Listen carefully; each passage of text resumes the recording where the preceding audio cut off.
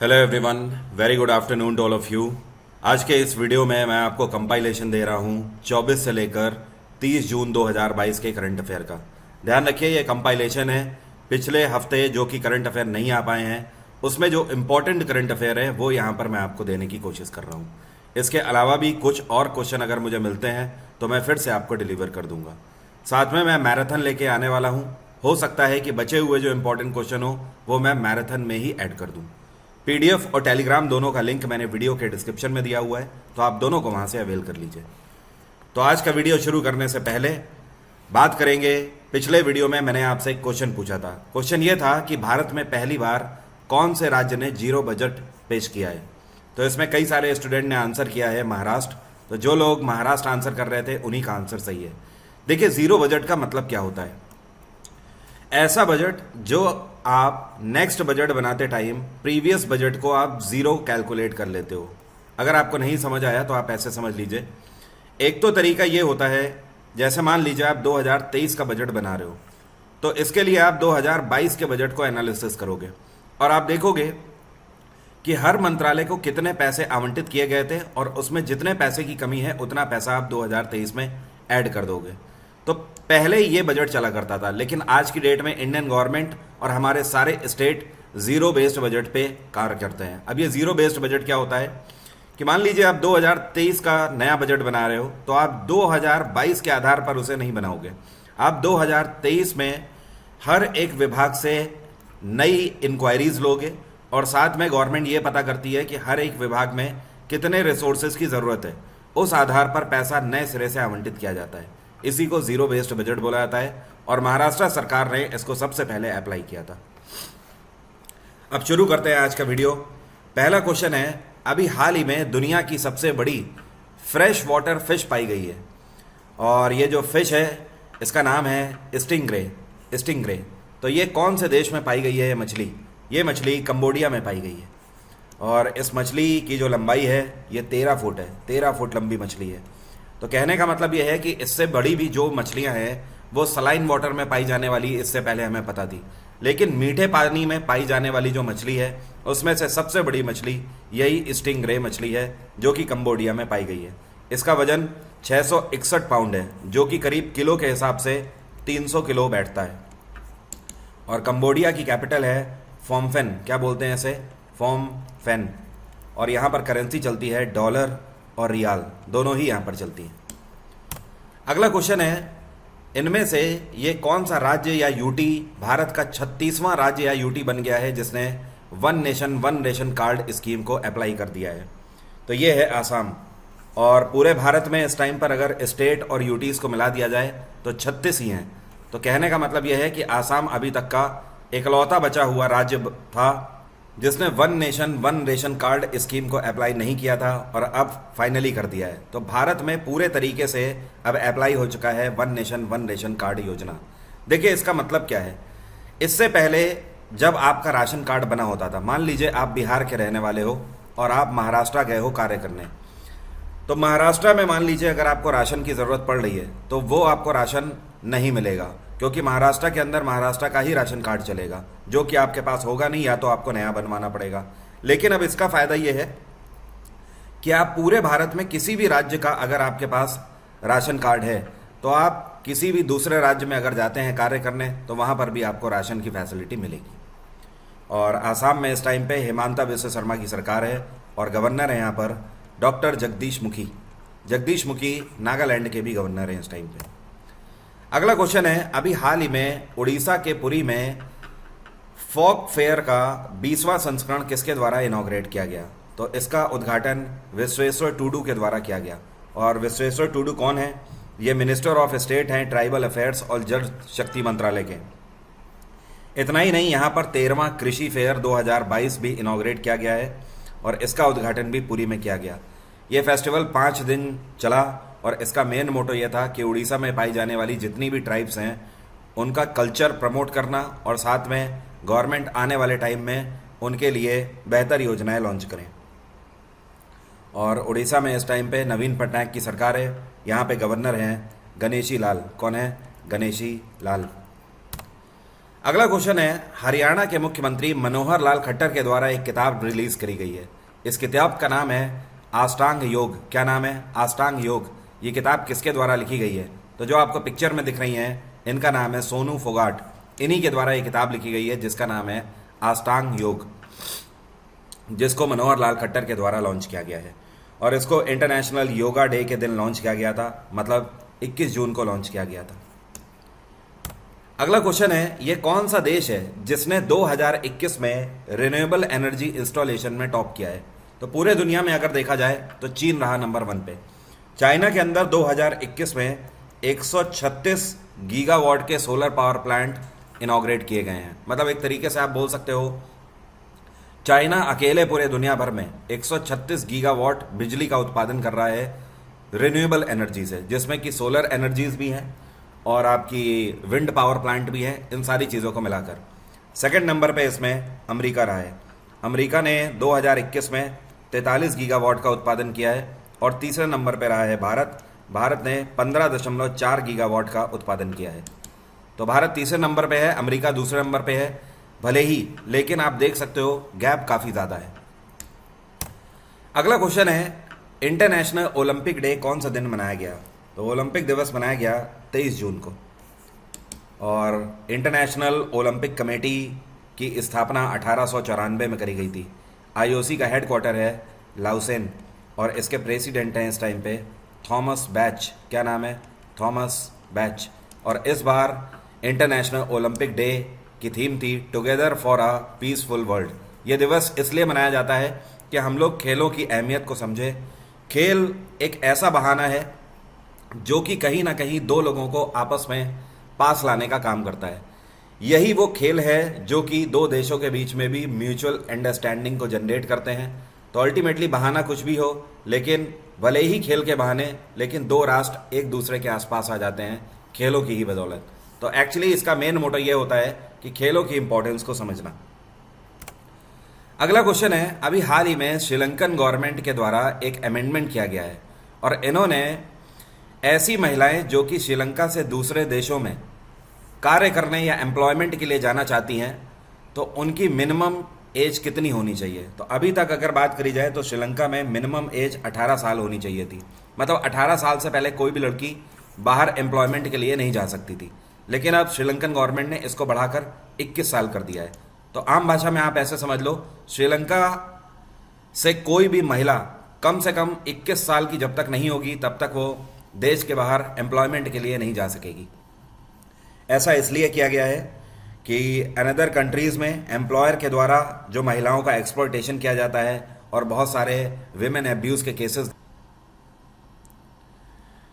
अच्छा, इसमें एक और ट्विस्ट है यहाँ पर। ये तो बात हो गई नॉर्मल कंट्रीज़ के लिए कि हाँ 21 साल से पहले श्रीलंकन महिलाएं नहीं जा पाएंगी एम्प्लॉयमेंट के लिए। लेकिन यहाँ पर एक और चीज़ है, सऊदी अरेबिया के लिए श्रीलंकन गवर्नमेंट ने क्लॉज रखा है 25 साल का। मतलब अगर श्रीलंकन महिलाएं सऊदी अरेबिया में जाना चाहती हैं एम्प्लॉयमेंट के लिए तो उनकी उम्र कम से कम 25 साल होनी चाहिए। इसके अलावा अगर मिडिल ईस्ट कंट्रीज़ हैं तो वहाँ पर कम से कम 23 साल उम्र होनी चाहिए। और श्रीलंका में अभी 1 महीने पहले ही नए प्रधानमंत्री बने हैं रेनिल विक्रमसिंघे और श्रीलंका के राष्ट्रपति हैं गोताबाया राजपक्षा। अगला क्वेश्चन है, पहली बार federation of international cricketers association में किसी महिला को प्रेसिडेंट के रूप में अपॉइंट किया गया है। इनका नाम क्या है? तो इनका नाम है लीसा स्टालेकर। और लीसा स्टालेकर ऑस्ट्रेलियन क्रिकेटर रह चुकी हैं और फीका में पहली बार महिला प्रेसिडेंट अपॉइंट। अगला क्वेश्चन है, who has become the first Indian mountaineer to ascend mount Annapurna peak? पहले ऐसे भारतीय कौन बने हैं जिन्होंने अन्नपूर्णा पर्वत की चढ़ाई करी है? तो ये जो आपको पिक्चर में दिख रहे हैं, इनका नाम है स्कालजेंग रिग्जिन। क्या नाम है? स्कालजेंग रिग्जिन। और ख़ास बात यह है कि इन्होंने अन्नपूर्णा को समिट किया है विदाउट ऑक्सीजन। ये अपने आप में एक रिकॉर्ड है। अन्नपूर्णा के अलावा इन्होंने लोस्से की भी चढ़ाई करी है नेपाल में। इनकी उम्र है 41 साल। तो पूरे दुनिया में पहले ऐसे भारतीय बन गए हैं जिन्होंने अन्नपूर्णा को समिट किया है और वो भी विदाउट एनी ऑक्सीजन इक्विपमेंट। अगला क्वेश्चन है, which state has become the largest state in terms of outstanding micro finance loan? ये कौन सा राज्य है जो कि outstanding micro finance loan category में सबसे बड़ा राज्य बन गया है। तो यह है तमिलनाडु। देखिए, इसका सीधा सा मतलब यह है कि तमिलनाडु के ऊपर सबसे ज़्यादा बकाया ऋण है। मतलब तमिलनाडु सरकार ने जो भी एमएसएमईज के लिए लोन दिया है उसमें बकाया धनराशि सबसे ज़्यादा है। और ये कितनी है? ये है 36,806 करोड़। और ये रिपोर्ट है 31 मार्च तक की। ये तो बात हो गई, नंबर 1 पे तमिलनाडु है। सेकंड नंबर पे बिहार है। बिहार सरकार के ऊपर दूसरे नंबर पे सबसे ज़्यादा बकाया है। इनके ऊपर कितनी धनराशि है? तो 35,941 करोड़ बकाया है। और तीसरे नंबर पे यहाँ पे है वेस्ट बंगाल सरकार। इनके ऊपर 34,016 करोड़ रुपए बकाया है। तो टॉप 3 अगर बात करी जाए आउटस्टैंडिंग माइक्रो फाइनेंस लोन में, तो आपके सामने है स्टेट तमिलनाडु, बिहार और वेस्ट बंगाल। इसके बाद चौथे नंबर पे कर्नाटक है, पांचवें पे उत्तर प्रदेश है और छठे नंबर पे महाराष्ट्र है। अगला क्वेश्चन है, Indian women's wrestling team has won under 17 Asian championship which was held in which place. अभी हाल ही में भारत की विमेन्स रेसलिंग टीम ने अंडर 17 एशियन चैंपियनशिप को जीत लिया है, जिसका आयोजन कहाँ पर किया गया? इसका आयोजन इस बार किया गया बिश्केक में, और बिश्केक किर्गिस्तान की कैपिटल है। भारत इसमें नंबर 1 पे रहा। भारत ने 235 पॉइंट यहाँ पर सिक्योर किए हैं। 8 गोल्ड जीते हैं भारत ने, 1 सिल्वर जीता है और 1 ब्रोंज जीता है। दूसरे नंबर पे यहाँ पे जापान रहा और तीसरे नंबर पे यहाँ रहा मंगोलिया। अगला क्वेश्चन है, इन विच डिस्ट्रिक्ट 26 सिंधु दर्शन यात्रा हैज बीन स्टार्टेड। अभी हाल ही में भारत का ये कौन सा जिला है जहां पर सिंधु दर्शन यात्रा का 26वां संस्करण शुरू किया गया? तो इसका उद्घाटन किया गया लेह में, और इसका मेन मोटो है कि लेह के अंदर कल्चर एंड टूरिज्म को प्रमोट करना। जब से लद्दाख यूटी बना है तब से अभी तक का यह सबसे बड़ा कल्चर इवेंट है, और इसका उद्घाटन आरएसएस लीडर इंद्रेश कुमार के द्वारा किया गया। अगला क्वेश्चन है, ये कौन सी इंडियन फीमेल क्रिकेटर हैं जिन्होंने अभी हाल ही में क्रिकेट को अलविदा बोल दिया है? क्रिकेट के जितने भी फॉर्मेट हैं सबसे इन्होंने रिटायरमेंट अनाउंस किया है। इनका नाम है रुमेली धार और इनकी उम्र है 38 साल। ये बॉलिंग ऑलराउंडर है। आपको याद होगा अभी कुछ टाइम पहले ही जून के ही महीने में मिताली राज ने भी सभी फॉर्मेट से रिटायरमेंट अनाउंस किया है। उनकी उम्र 39 साल है। और ये जो रुमेली धार है, इन्होंने 2003 में अपना इंटरनेशनल डेब्यू किया था। अगला क्वेश्चन है, अभी हाल ही में ऑल इंडिया फुटबॉल फेडरेशन की एडवाइजरी कमेटी के नए चेयरपर्सन के रूप में किसको अपॉइंट किया गया है? तो ये व्यक्ति हैं रंजीत बजाज, और बेसिकली ये एक एंटरप्रेन्योर है। और AIFF की जो ये स्पेशल कमेटी है इसमें 12 सदस्यों को अपॉइंट किया गया है, और सुप्रीम कोर्ट के द्वारा ये कमेटी ऑफ एडमिनिस्ट्रेटर्स गठित है। और इसका मेन मोटो ये है कि भारत के अंदर जो फुटबॉल स्पोर्ट्स है इसकी डे टू डे की अपडेशन और साथ में उसमें नए रिफॉर्म करना। नेक्स्ट क्वेश्चन है, अभी हाल ही में वाणिज्य भवन और साथ में निर्यात पोर्टल जो कि दिल्ली के अंदर इनॉग्रेट किया गया है, किसके द्वारा? तो इसका उद्घाटन PM नरेंद्र मोदी के द्वारा किया गया है, और इसमें एक चीज आगे इनॉग्रेट करी जाएगी, जिसमें से निर्यात पोर्टल को इनॉग्रेट किया जा चुका है। और ये इस वजह से इनॉग्रेट किया गया है कि आने वाले टाइम में भारत का जितना भी इंपोर्ट एक्सपोर्ट है उसका डे टू डे का एनालिसिस करके देगा। मतलब आप डायरेक्टली इससे जान पाओगे कि भारत सरकार कितना इंपोर्ट एक्सपोर्ट कर रही है। अपार्ट फ्रॉम दिस, जो वाणिज्य भवन है इसमें 1000 पीपल की कैपेसिटी होगी। 1000 ब्यूरोक्रेट एक टाइम पे यहाँ पे मीटिंग कर पाएंगे। ये इसकी खास बात होगी। इसको इंडिया गेट के पास बनाया जाएगा 4.33 एकड़ एरिया में। और निर्यात की फुल फॉर्म है national import export record for yearly analysis of trade. अगला क्वेश्चन है, नई दिल्ली के अंदर अभी हाल ही में ज्योतिर्गमय उत्सव का उद्घाटन किसके द्वारा किया गया है? तो ये जो फेस्टिवल है इसका इनॉग्रेशन अभी हाल ही में किया गया है डॉक्टर G किशन रेड्डी के द्वारा, और ये minister of state and culture है। और इसका मेन मोटो क्या है? इसका मेन मोटो है भारत के अंदर म्यूजिक की इंपॉर्टेंस को समझना। जो म्यूजिकल इंस्ट्रूमेंट है उससे कहीं ना कहीं जो हमारा कल्चर है, जो टूरिज्म है, वो जुड़ा हुआ है, और उसकी इंपॉर्टेंस को समझना ताकि हमारी जो संस्कृति है वो ब्लर ना होने पाए। यह क्वेश्चन काफ़ी इंपॉर्टेंट है। अभी हाल ही में इंडियन ऑयल कॉरपोरेशन के द्वारा एक indigenous solar cook top inaugurate किया गया है या बनाया गया है, आप बोल सकते हो, जिसका नाम क्या है? तो इसका नाम है सूर्य नूतन। अब समझिए मशीन है क्या। इस मशीन को इंडियन ऑयल कॉरपोरेशन के द्वारा बनाया गया है। इसकी खास बात यह है कि ये इंडोर सोलर कुकिंग सिस्टम है। आप इसे सिंपली अपने किचन में रख के इससे आप खाना बना सकते हो। लेकिन एक और इसमें खास बात है कि ये हाइब्रिड मोड में काम कर सकता है। मतलब कहने का कि सोलर एनर्जी के थ्रू ये चार्ज हो सकता है, आप उस पर भी कुक कर सकते हो फूड। इसके अलावा ये ऑक्सिलरी एनर्जी सोर्सेस पर भी काम कर सकता है, मतलब बेसिक एनर्जी सोर्स पर भी काम कर सकता है और सोलर एनर्जी पर भी ये कार्य कर सकता है। तो ये दोनों मोड में कार्य करेगा। इसका जो बेस मॉडल है ये 12,000 रुपये कीमत का है और जो इसका टॉप मॉडल है इसकी कीमत है 23,000 रुपये। और इंडियन ऑयल कॉरपोरेशन, इसकी स्थापना 1959 में करी गई थी। इसका हेडक्वार्टर है नई दिल्ली और इस टाइम पे चेयरपर्सन है श्रीकांत माधव वैद्य। क्या नाम है? श्रीकांत माधव वैद्य। अगला क्वेश्चन है, अभी हाल ही में world gold council report launch करी गई है जिसमें ग्लोबल गोल्ड रिसाइकलिंग में भारत ने कौन सी रैंक सिक्योर करी है? तो इस बार भारत ने इसमें चौथी रैंक सिक्योर करी है। मतलब कहने का आप सीधा सा ऐसे समझ लो कि 2021 में भारत दुनिया का चौथे नंबर का सबसे बड़ा देश है जिसने सबसे ज़्यादा तादाद में गोल्ड को रिसाइकिल किया है। चाइना नंबर 1 पे रहा। चाइना में 2021 में 168 टन गोल्ड को रिसाइकिल किया गया है। इटली दूसरे नंबर पे रहा, 80 टन को रिसाइकिल किया है। तीसरे नंबर पे अमेरिका रहा है, 78 टन यहाँ पर रिसाइकिल किया गया है। और भारत रहा चौथे नंबर पे, 75 टन रिसाइकिल किया गया है भारत में। अगला क्वेश्चन है, अभी हाल ही में Ookla speed test global index में भारत ने कौन सी रैंक सिक्योर करी है? ओखला स्पीड टेस्ट जो है ये एक तरीके से आप बोल सकते हो एवरेज इंटरनेट स्पीड कैलकुलेट करके बताता है कंट्रीज की। तो इसमें भारत ने 115वीं रैंक सिक्योर करी है।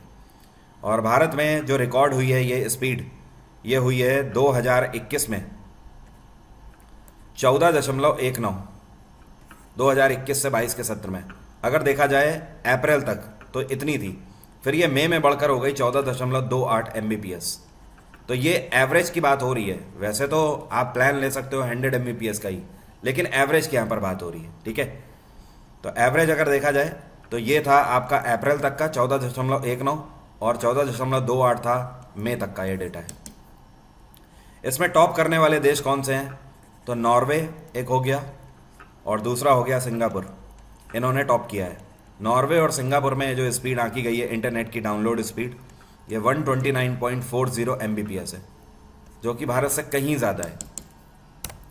अगला क्वेश्चन है, in which district of Jammu Kashmir seismology observatory has been inaugurated? अभी हाल ही में भूकंप विज्ञान वेधशाला का उद्घाटन जम्मू कश्मीर के कौन से जिले में किया गया? तो इसका उद्घाटन उधमपुर में किया गया है और इसका इनॉग्रेशन जितेंद्र सिंह के द्वारा किया गया है, जो कि minister of state science and technology हैं और साथ में अर्थ साइंस विभाग भी संभालते हैं।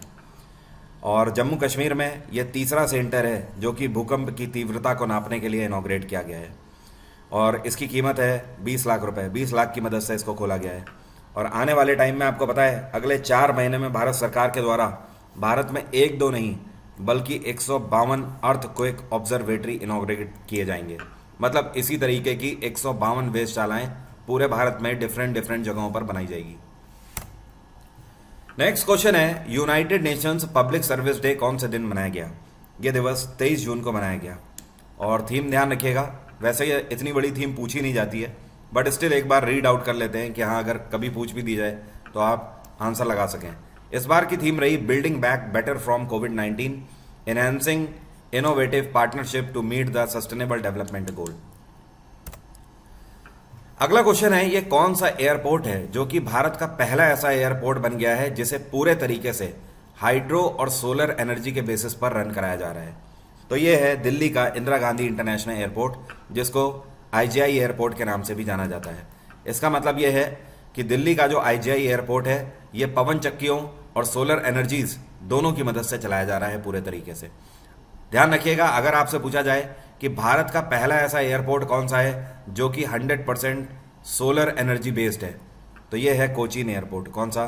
कोचीन। कोचीन पहला ऐसा एयरपोर्ट बना था जो कि पूरे तरीके से सोलर एनर्जी पर बेस्ड है। और आपको पता है इससे क्या फ़ायदा होगा? ये जो दिल्ली का हवाई अड्डा सोलर एनर्जी और हाइड्रो एनर्जी बेस्ड बना दिया गया है, इससे हर एक साल में 2 लाख टन कार्बन डाइऑक्साइड कम रिड्यूस होगी। तो कहने का मतलब यह है कि नेट ज़ीरो कार्बन को अचीव करने में मदद मिलेगी। और भारत सरकार का टारगेट है कि हमें नेट ज़ीरो कार्बन को 2030 तक अचीव करना है एयरपोर्ट्स कैटेगरी में। अगला क्वेश्चन है, government of India has mandate health insurance plan for how many years for surrogate mothers. जो सरोगेट मदर्स हैं उनके लिए भारत सरकार ने अनिवार्य कर दिया है कि उन्हें कितने वर्षों का स्वास्थ्य बीमा लेना होगा। तो इन महिलाओं को कम से कम 3 साल का स्वास्थ्य बीमा लेना होगा। और ऐसे कपल जिनको बेबी चाहिए होता है वो सरोगेट मदर्स के लिए 3 साल का ये हेल्थ इंश्योरेंस करवाना ही होगा। और ये एडई से अप्रूव होना चाहिए।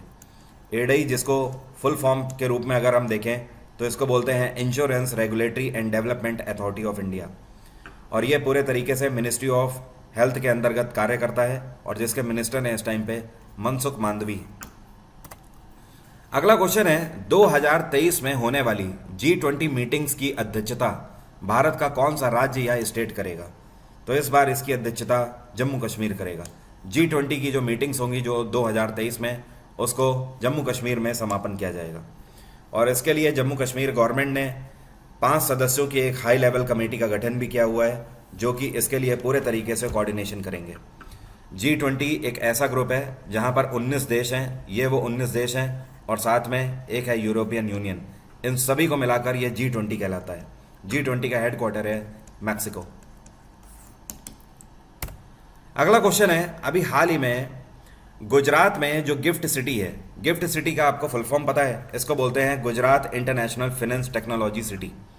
तो गुजरात के अंदर जो गिफ्ट सिटी है वहाँ पर न्यू डेवलपमेंट बैंक का जो इंडिया वाला रीजनल ऑफिस है, वहाँ पे डायरेक्टर जनरल के रूप में किसको अपॉइंट किया गया है?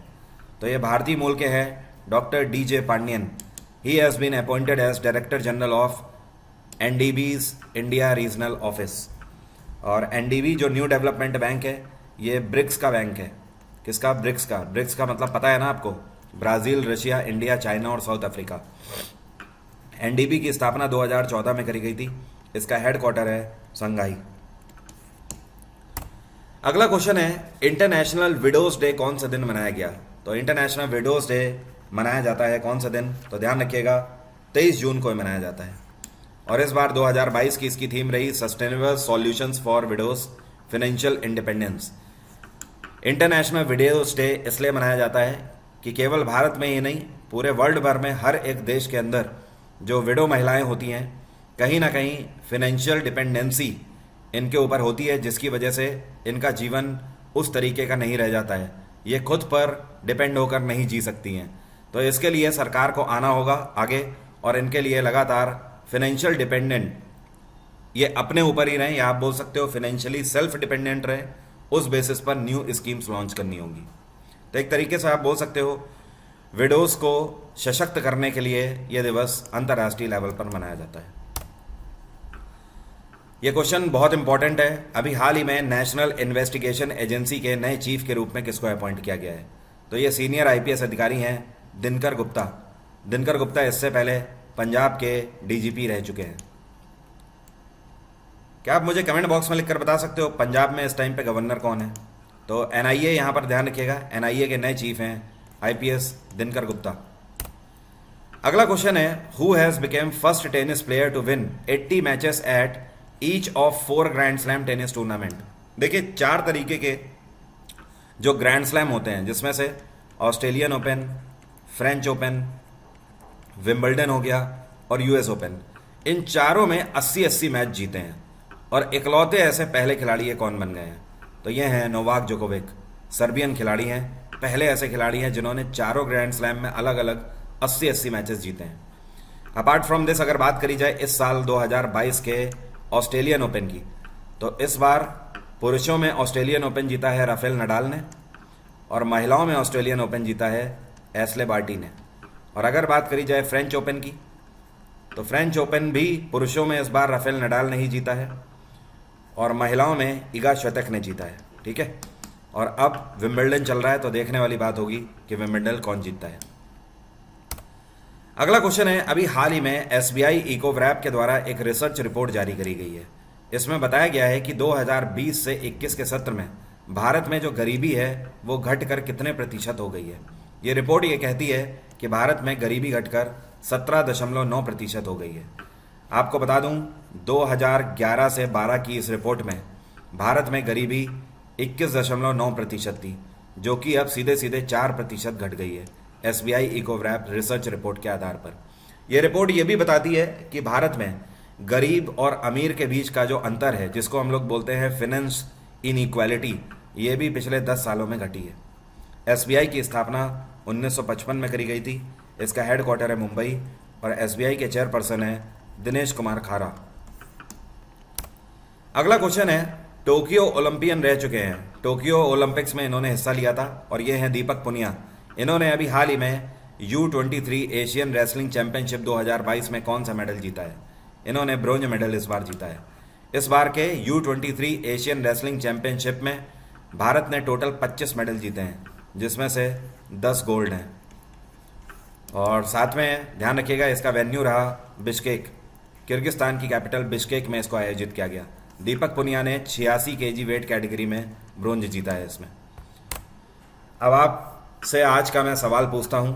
आज का सवाल आपसे यह है कि आपको बताना है यह हमारा कौन सा पड़ोसी देश है जिससे भारत 1643 किलोमीटर की सीमा रेखा साझा करता है। देखता हूं कितने लोग बता पाते हैं। कमेंट बॉक्स में जल्दी से लिखकर बताइए कि कौन सा देश है जिससे हम 1643 किलोमीटर का बॉर्डर शेयर करते हैं। इसके अलावा आप मुझे अनअकैडमी प्लस में ज्वाइन कर सकते हो। कंप्लीट मॉडर्न हिस्ट्री का बैच मैंने स्टार्ट कर दिया है। 2 क्लासें इसकी हो भी चुकी हैं। 29 जून से इसे मैंने स्टार्ट किया है। डिस्काउंट कोड वरुण777 से आप सब्सक्रिप्शन में बेस्ट ऑफर प्राप्त कर सकेंगे और साथ में एक्स्ट्रा 10% का डिस्काउंट। इसके अलावा आज मैंने important amendments of Indian constitution की PDF टेलीग्राम पे अपलोड करी हुई है। आप इसको भी डाउनलोड कर लीजिए। हिंदी और अंग्रेजी दोनों में मैंने अलग अलग इसे अपलोड किया हुआ है। जो आपको चाहिए आप स्वेच्छा अनुसार उसे डाउनलोड कर लीजिए। ऑफिशियल टेलीग्राम का लिंक वीडियो के डिस्क्रिप्शन बॉक्स में है सबसे ऊपर। आप उसे ही ज्वाइन करें क्योंकि मेरे नाम से काफ़ी सारे फेक अकाउंट्स बने हुए हैं, तो इस चीज़ का ख्याल रखें। Thank you so much. Have a nice day. Take care. Bye bye. आपका दिन मंगलमय हो।